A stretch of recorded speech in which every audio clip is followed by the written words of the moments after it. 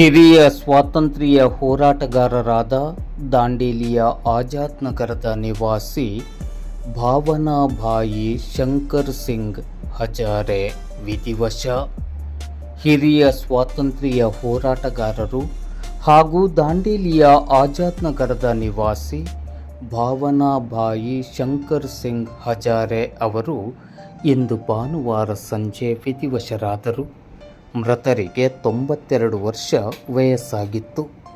ಸ್ವಾತಂತ್ರ್ಯ ಹೋರಾಟದಲ್ಲಿ ಸಕ್ರಿಯರಾಗಿ ತೊಡಗಿಸಿಕೊಂಡಿದ್ದ ಭಾವನಾಬಾಯಿ ಶಂಕರ್ ಸಿಂಗ್ ಹಜಾರೆ ಅವರು ನೇರ ನಡೆನುಡಿಯ ಶಿಸ್ತಿನ ಸಿಪಾಯಿಯಾಗಿದ್ದರು.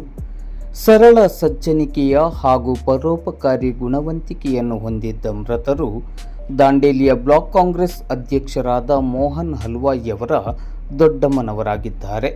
ಮೃತರ ನಿಧನಕ್ಕೆ ಶಾಸಕರಾದ ಆರ್.ವಿ. ದೇಶಪಾಂಡೆ ಸೇರಿದಂತೆ ತಾಲೂಕಿನ ಗಣ್ಯರನೇಕರು ಕಂಬನಿಯನ್ನು ಮಿಡಿದು ಸಂತಾಪವನ್ನು ಸೂಚಿಸಿದ್ದಾರೆ.